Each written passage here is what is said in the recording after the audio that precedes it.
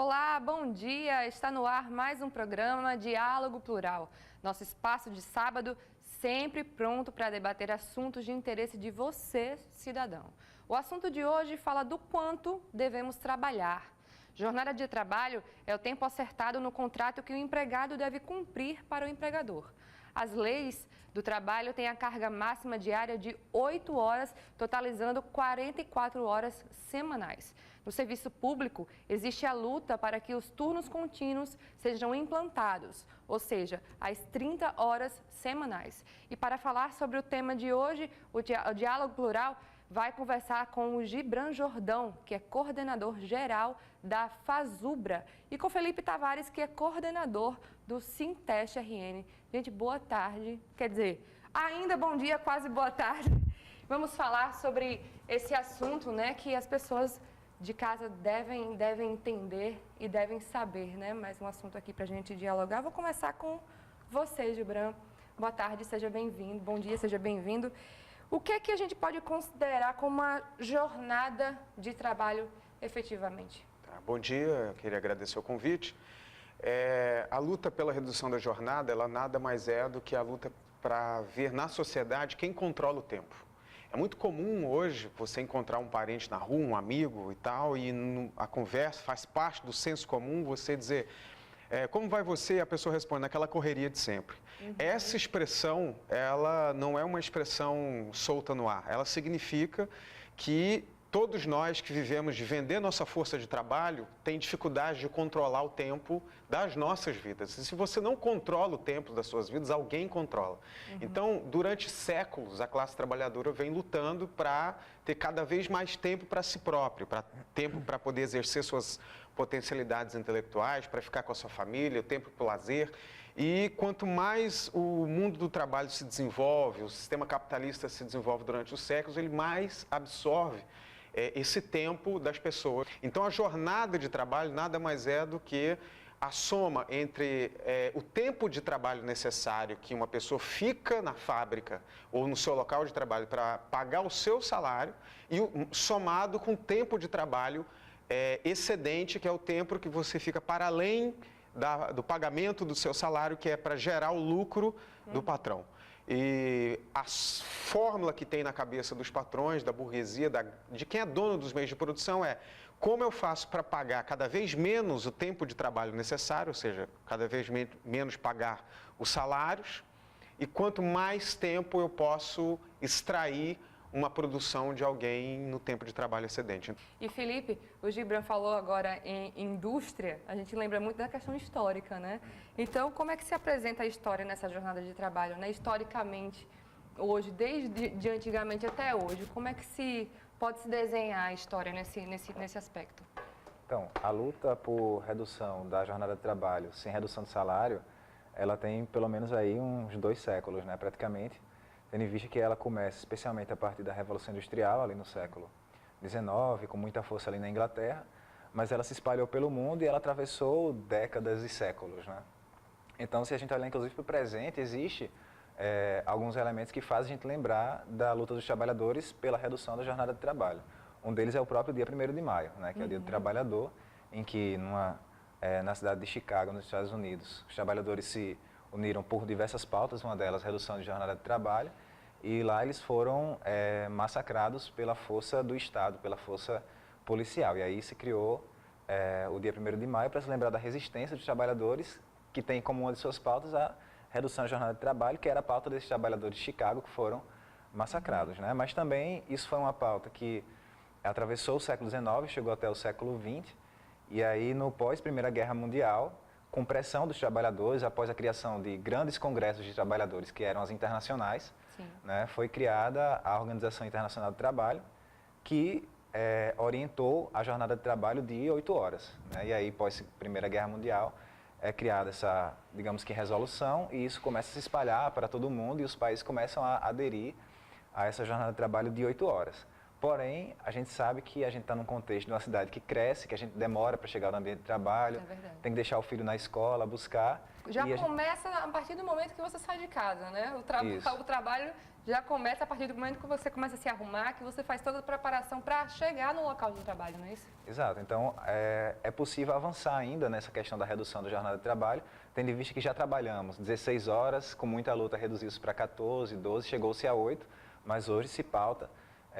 É um tema internacional, não é só a nível de Brasil, muito menos a nível de universidade, né?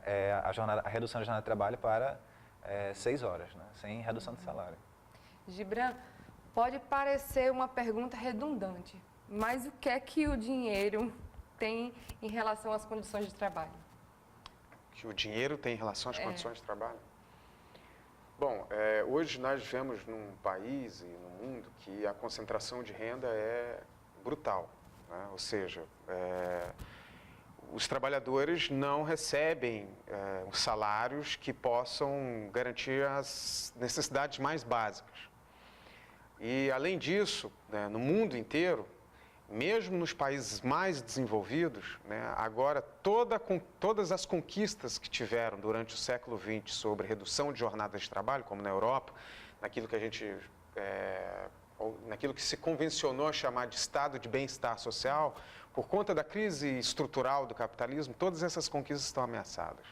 Então, a jornada de trabalho na França, que é uma jornada menor do que aqui no Brasil, ela está ameaçada, né? E aqui no Brasil, essa jornada de trabalho que nós entendemos hoje, recentemente, representantes da Confederação Nacional da Indústria chegaram a defender que a jornada poderia ir até a 80 horas semanais, né? Isso foi um escândalo recentemente, a gente viu nos principais jornais da mídia. E isso significa um elemento que tem a ver com a sua pergunta.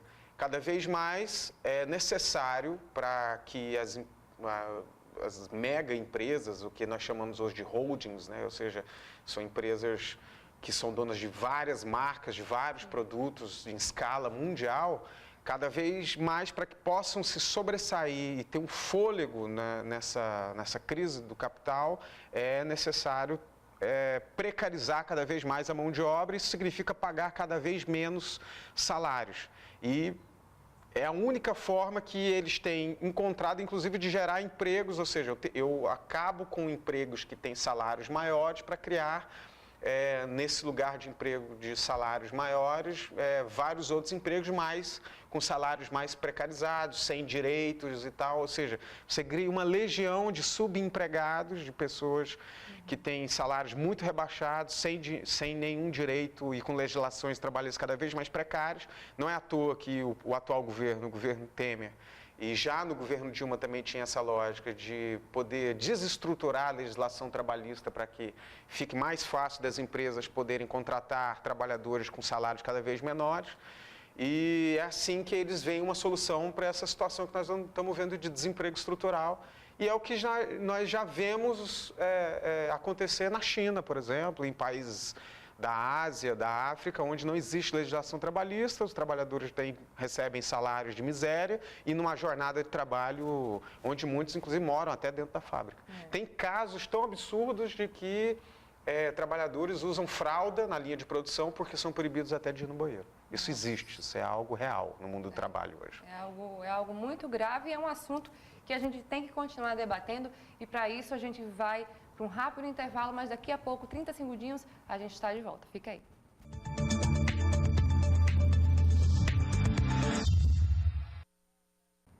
Voltamos com o programa Diálogo Plural de hoje, que conversa sobre a jornada de trabalho com a presença de Gibran Jordão, que é coordenador geral da Fazubra, e com Felipe Tavares, que é coordenador do Sinteste RN.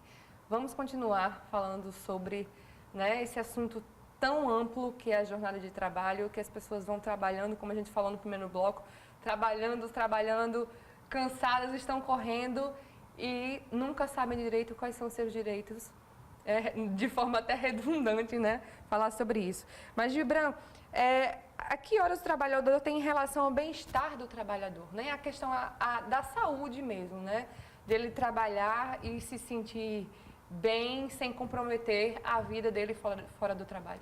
Olha, quando alguns séculos atrás, quando o capitalismo começou a se desenvolver, substituindo o sistema feudal como sistema de organização social e econômica, não havia legislação trabalhista. Então, você tinha, por exemplo, em fábricas da indústria têxtil, que tinha um grau de número de operárias, né? Quem viu aqueles filmes sufragistas, as sufragistas já vê bem aquela realidade. Ou seja, tem uma fábrica que a maioria das operárias são mulheres, que ficavam numa jornada de trabalho de 14 a 16 horas diárias.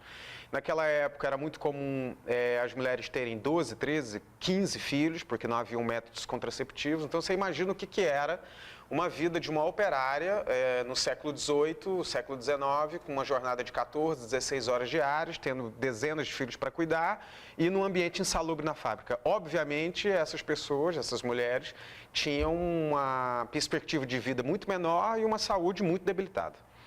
Bom, hoje o cenário mudou, mas a situação da saúde do trabalhador em relação à jornada, essa relação ainda existe e de forma muito determinante. Ou seja, ainda que você tenha uma jornada de 8 horas diárias, não de 14 horas, 16 horas, mas os instrumentos de trabalho hoje, a alta tecnologia, ao invés dela diminuir o peso da existência humana no local de trabalho, ela intensifica o trabalho.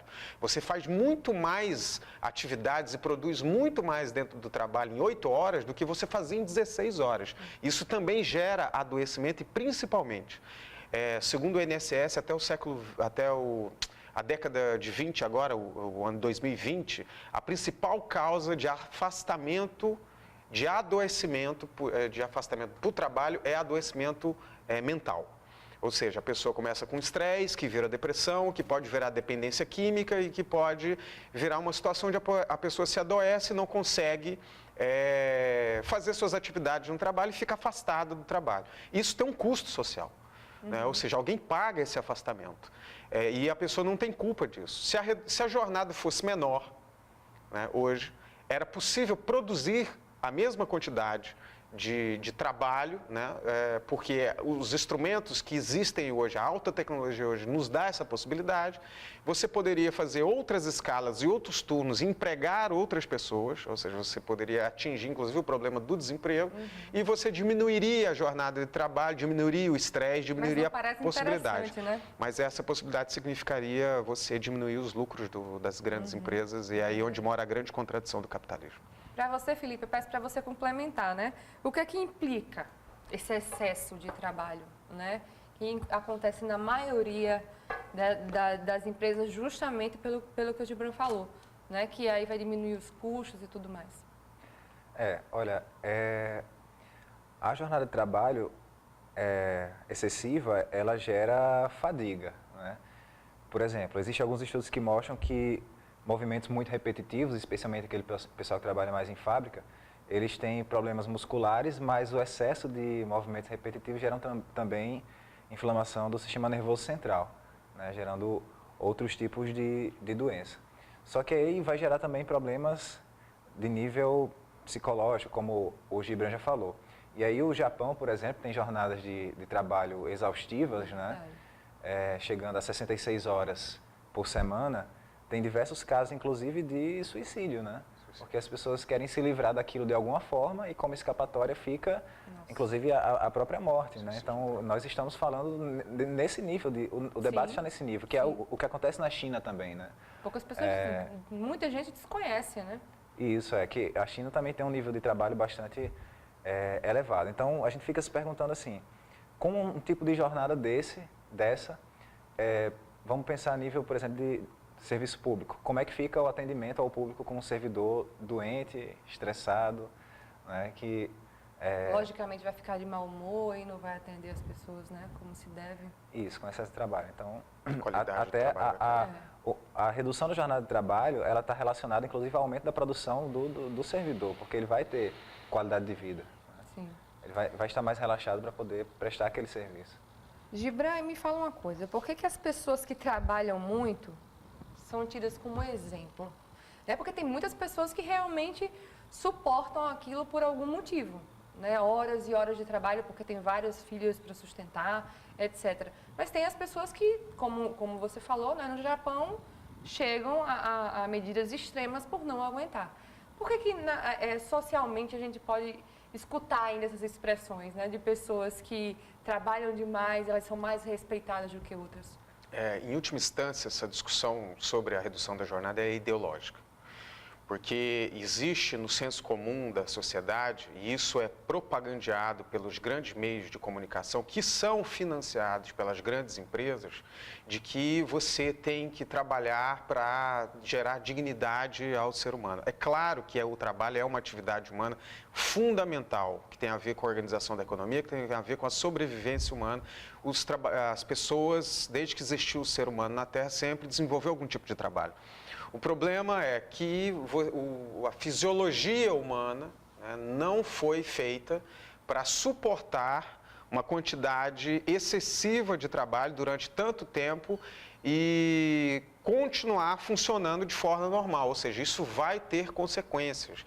E isso tem consequências que não é só uma consequência individual, aquele trabalhador sofre porque ele está ficando doente num trabalho excessivo.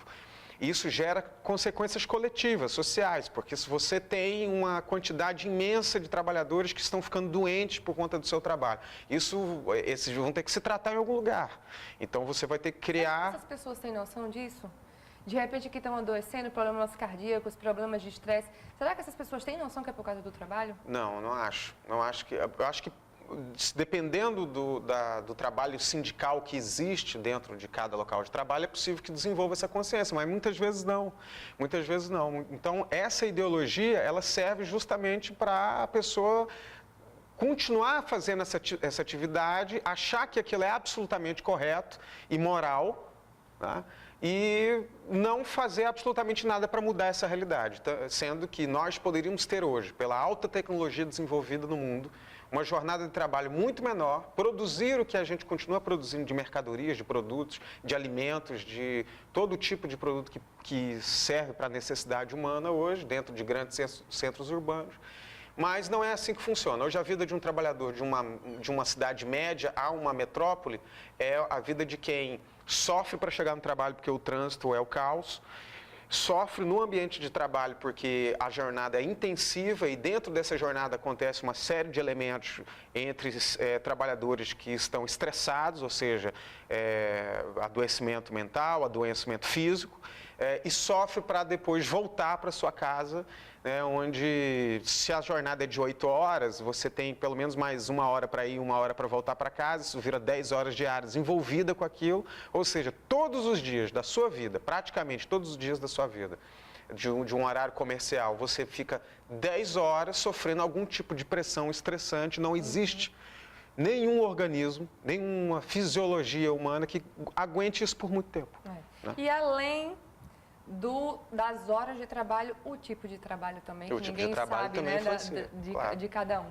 Gente, nós vamos para um rápido intervalo e daqui a pouco a gente volta com o último bloco para continuar debatendo sobre a jornada de trabalho. Fica aí.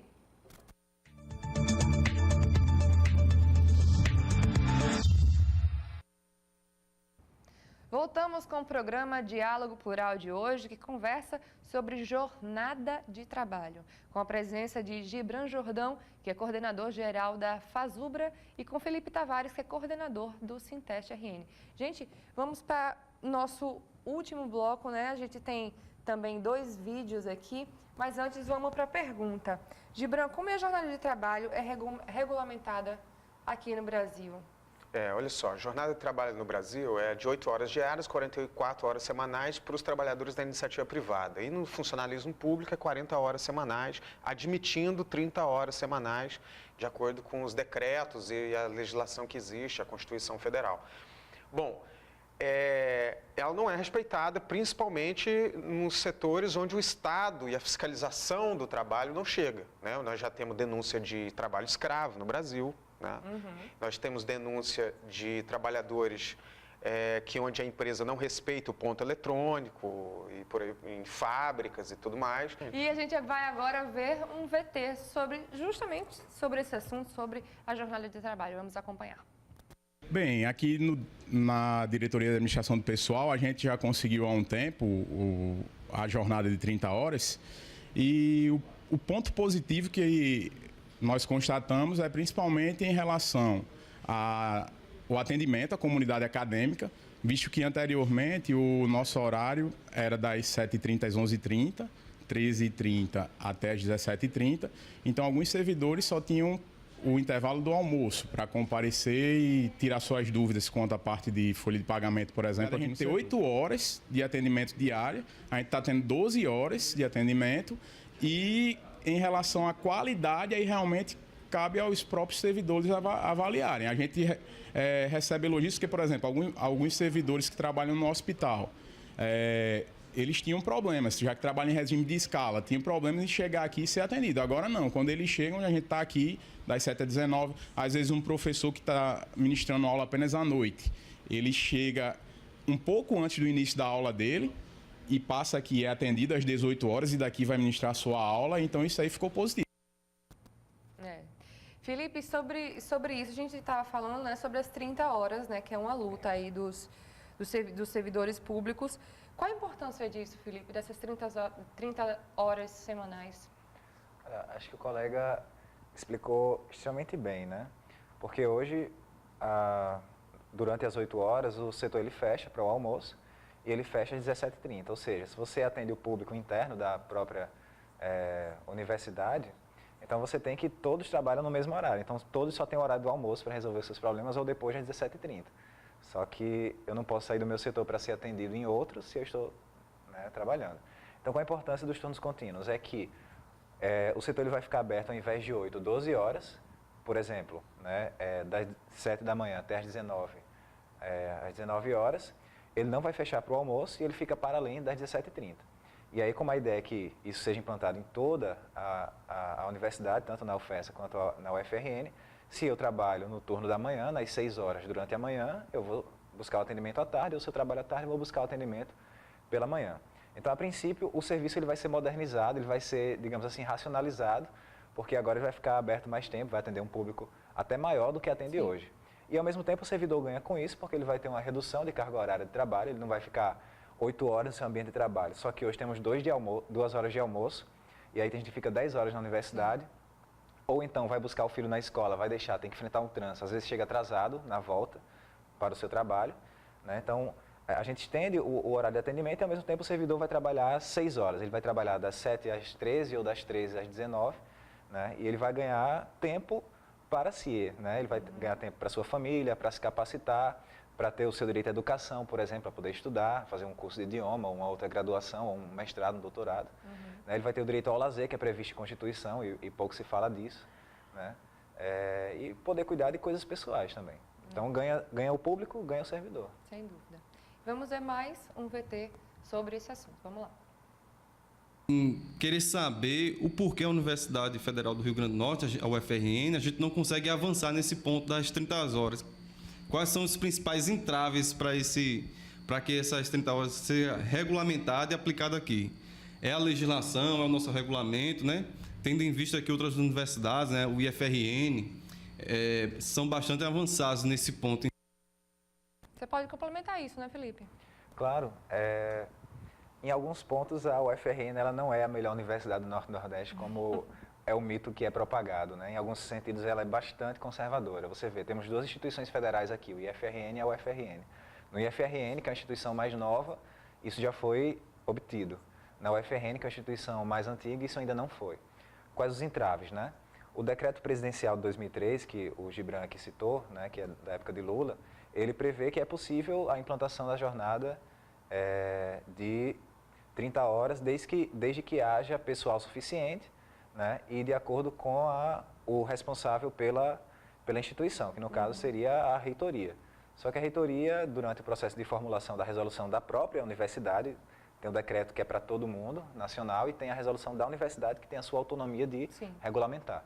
E aí, no processo de formulação da resolução, a reitoria saiu, ela própria, a própria reitora se tirou, né, saiu de lado, e colocou para o CONSAD, que é um colegiado superior de administração da universidade, pelo menos a nível de UFRN, que eu estou falando, né, não é o debate exatamente da UFESA.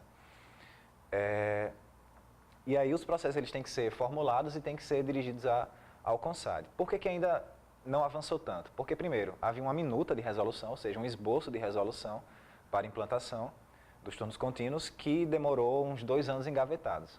E aí, quando nós assumimos, no finalzinho do ano passado, dezembro, mas especialmente esse ano 2016, a gente conseguiu já aprovar e, de fato, virar uma resolução, em que agora já está oficializado. Esse foi a batalha do primeiro semestre. A batalha do segundo semestre vai ser o processo mesmo de implantação. Então, já fizemos seminário a nível de UFES, o próprio Gibran visitou todos os campi da UFES, fazendo o debate das 30 horas, fazendo o processo de mobilização. E agora vamos fazer a nível de UFRN, provavelmente agora em agosto, apesar de que vai haver algumas paralisações e isso vai conturbar um pouco, né? Porque a gente está lutando contra o ajuste fiscal, mas pretendemos fazer isso ainda em agosto e conscientizar a categoria para que ela se mobilize para lutar pelas 30 horas, porque isso não é um processo natural. Não é a resolução aprovada, a reitoria implanta. Entendi. Aprova-se a resolução, a categoria se mobiliza, luta por isso e consegue o seu processo de implantação. O que você acha disso, Gibran? Você acha que é um processo que pode dar certo? Primeiro, a gente tem que entender uma coisa. Essa não é uma reivindicação corporativista. Nós não queremos privilégio. Na verdade, essa redução da jornada está intimamente ligada a poder ampliar o atendimento ao interesse público. Ou seja, nós queremos a redução da jornada nos marcos dos turnos contínuos, ou seja, que a universidade abra de manhã, à tarde e à noite, porque a universidade atende os alunos e atende toda a sociedade. Os hospitais atendem qualquer cidadão que existe na cidade de Natal, por exemplo, o hospital universitário, não é só os alunos, né? A universidade tem que atender nos seus projetos de extensão, vários projetos de extensão ligados aos bairros, às periferias, às comunidades que vivem na sociedade. Ou seja, a universidade tem uma série de atividades que está intimamente ligada à sociedade e ao seu público interno também, que é o estudante, que é o técnico, que é o docente. Então, quanto mais aberta funcionando, quanto mais tempo aberta funcionando, melhor ela cumpre o seu papel social. Então, isso é bom para a universidade enquanto referência, instituição de ensino, de pesquisa e extensão. Isso é bom para a sociedade que paga os seus impostos e vê um retorno cada vez maior, mais amplo, né? E isso é bom para o trabalhador, ou seja, a redução da jornada nos marcos da universidade aberta há mais tempo, é bom para o trabalhador porque isso dá maior qualidade de vida para o trabalhador. Então, a redução da jornada nos marcos de ampliar o atendimento ao interesse público é a nossa principal reivindicação, é por isso que tem gerado greves, manifestações, e é por isso que os sindicatos, muitos sindicatos filiados à FASUBRA vêm encabeçando essa luta pela redução da jornada e pela ampliação do atendimento ao interesse público. Entendi. Gibran, muito obrigada pela presença, pelos esclarecimentos. É um assunto gigante que a gente pudesse falar horas aqui sobre tudo isso. Felipe, mais uma vez, obrigada. Sejam sempre bem-vindos ao nosso Diálogo Plural. E a você de casa, se você quiser mais informações sobre o nosso programa, acompanhe as atualizações do nosso Twitter, o @SintestRN, no nosso site, o www.sintestrn.org.br, ou na nossa página do Facebook, facebook.com/SintestRN. A você, uma ótima tarde e até o próximo sábado, se Deus quiser. Tchau!